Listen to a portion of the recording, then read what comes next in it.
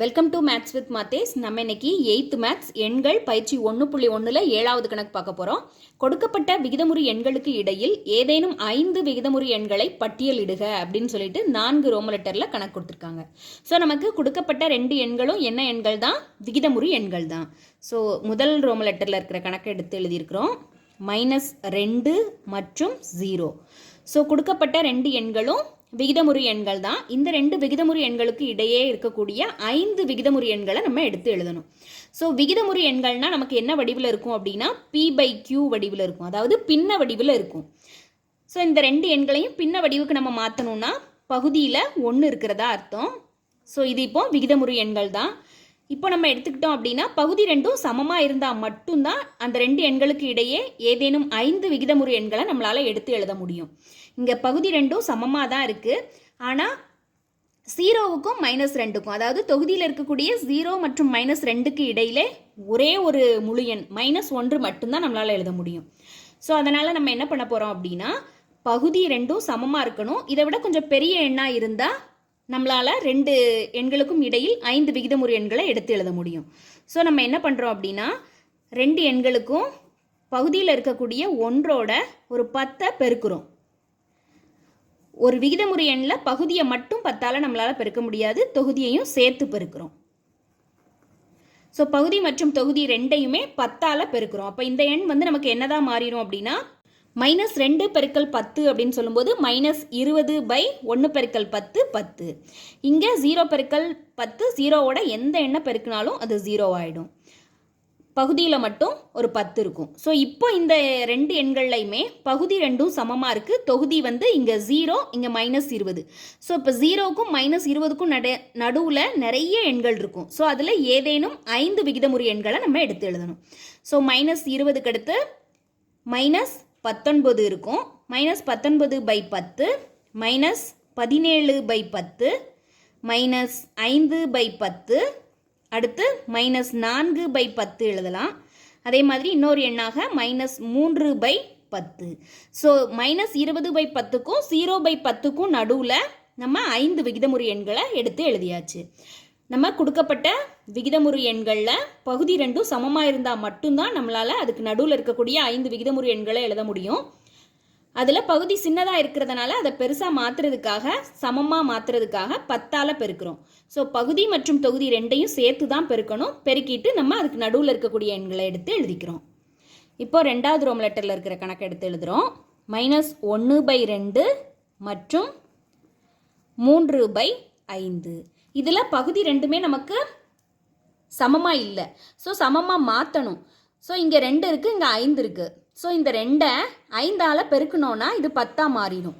அதே மாதிரி இந்த 5ஓட 2 பெருக்கணும் அப்படின்னா இதுவும் 10ஆக மாறிடும். பகுதியை மட்டும் நம்ம பெருக்கக்கூடாது, தொகுதியையும் சேர்த்து பெருக்கணும். ஸோ நம்ம பகுதி 2ஐயும் சமப்படுத்துறதுக்காக -1/2, இங்கே 3/5 இருக்குது. இந்த பகுதியை 10ஆக மாற்றுறதுக்காக 5ஆல் பெருக்கிறோம். இந்த பகுதியை 10ஆக மாற்றுறதுக்காக 2ஆல் பெருக்கிறோம். ஸோ பகுதி மற்றும் தொகுதி 2யும் சேர்த்து பெருக்கினாதான் அதனுடைய மதிப்பு மாறாது. ஸோ இப்போ -1ஐயும் 5ஐயும் பெருக்கும்போது -5/2 பெருக்கல் 5 10. இங்கே 3 பெருக்கல் 2 6/10. இப்போ நமக்கு பகுதி 2ம் சமமாக இருக்குது. தொகுதியில் இருக்கிற 2 எண்கள் -5, இது 6. ஸோ இது 2க்கும் நடுவில் நிறைய எண்கள் இருக்கும். அதில் ஏதேனும் 5 விகிதமுறு எண்களை நம்ம எடுத்து எழுதலாம். ஸோ -5க்கு அடுத்து -4, இந்த 2க்கும் நடுவில். ஸோ -4/10, -2/10, -1/10, இங்கே 6 வரைக்கும் எழுதலாம். ஸோ 2/10 + 2/10 அதுக்கு நடுவில் தான் இருக்கும். அதே மாதிரி 5/10 அதுக்கு நடுவில் தான் இருக்கும். ஸோ இந்த 5 எண்கள் தான் நமக்கு தேவையான கொடுக்கப்பட்ட 2 எண்களுக்கு நடுவே இருக்கக்கூடிய 5 விகிதமுறு எண்கள். இப்போ நம்ம 3வது ரோம் லெட்டரில் இருக்கிற கணக்கு பார்க்கலாம். 1/4 மற்றும் 7/20. ஸோ 1/4க்கும் 7/20க்கும் நடுவில் 5 விகிதமுறு எண்களை எடுத்து எழுதணும். ஸோ விகிதமுறு எண்களை எடுத்து எழுதுறதுக்கு முதல்ல நமக்கு பகுதி 2ம் சமமாக இருக்கணும். ஸோ சமமாக ஆக்குறதுக்காக இந்த 4ஓட 5 பெருக்கணும் அப்படின்னா நமக்கு என்ன கிடச்சிரும்? 20 கிடச்சிரும். ஸோ இங்கே ஏற்கனவே 20 இருக்கிறதுனால 20ம் 20ம் பகுதி சமமாக மாறிடும். ஸோ நம்ம அதை பண்ணலாம். 4 பெருக்கல் 5. ஸோ பகுதியை மட்டும் பெருக்க முடியாது, தொகுதியையும் சேர்த்து பெருக்கணும். இங்கே நம்ம எதையுமே மாற்ற வேண்டாம், அதாவது 1ஆல் மட்டும் பெருக்கிக்கிறோம். 20 அதே பகுதி இருக்க போகுது. ஸோ இங்கே 5/4 பெருக்கல் 5 20, இங்கே 7/20. ஸோ 5க்கும் 7க்கும் நடுவில் பகுதி ரெண்டும் சமமாயிடுச்சு. தொகுதியில் இருக்கக்கூடிய 5 மற்றும் 7க்கு நடுவில் ஒரே ஒரு முழு எண் மட்டும்தான் நம்மளால் எடுக்க முடியும். ஸோ இந்த பகுதியை விட இன்னொரு பெரிய பகுதியாக நம்ம மாற்ற போகிறோம். இதை மாற்றினோம் அப்படின்னா நம்மளால் 5 விகிதமுறு எண்கள் கரெக்டாக எடுத்து எழுத முடியும். ஸோ 20 100ஆக மாற்றலாம். நம்ம 100ஆக மாற்றுறதுக்கு 5ஆல் பெருக்கணும். ஸோ 2 பகுதியையுமே 5ஆல் பெருக்குவோம். ஸோ பகுதியை மட்டும் பெருக்க முடியாது, ஸோ நம்ம தொகுதியையும் சேர்த்து அதே 5ஆல் பெருக்கிறோம். ஸோ 5 5 25 பை 20 பெருக்கல் 5 100. இங்கே 7 5 35/100. இப்போ நமக்கு பகுதி ரெண்டும் சமமாக இருக்குது. தொகுதியில் இருக்கக்கூடிய 2 எண்களுக்கு நடுவில் 5 விகிதமுறு எண்களை ஈஸியாக எடுத்து எழுத முடியும். ஸோ 25க்கும் 35க்கும் நடுவில் 26 இருக்கும், 27 இருக்கும், 28 இருக்கும், 29 இருக்கும், 32 அது ரெண்டுக்கும் நடுவில் தான் இருக்கும். ஸோ பகுதியில் மட்டும் 100 100ன்னு எழுதிக்கலாம். ஸோ இதுதான் இந்த 5 விகிதமுறு எண்கள் தான் நமக்கு தேவையான கொடுக்கப்பட்ட 2 எண்களுக்கு இடையே உள்ள விகிதமுறு எண்கள். இப்போ நம்ம 4வது ரோம் லெட்டரில் இருக்கிற கணக்கு எடுத்து எழுதுகிறோம். -6/4 மற்றும் -23/10. இதுலேயும் நம்ம என்ன பண்ண போகிறோம் அப்படின்னா பகுதியை ரெண்டையும் சமப்படுத்தணும். ஸோ 4 இங்கே 10 இருக்குது. ஸோ இந்த 10ஆல் இந்த 4 பெருக்கலாம், இந்த 4ஆல் அந்த 10 பெருக்கலாம். ஸோ நமக்கு பகுதி ரெண்டும் சமமாயிரும். ஸோ -6/4 4 10ஆல் பெருக்கிறோம்.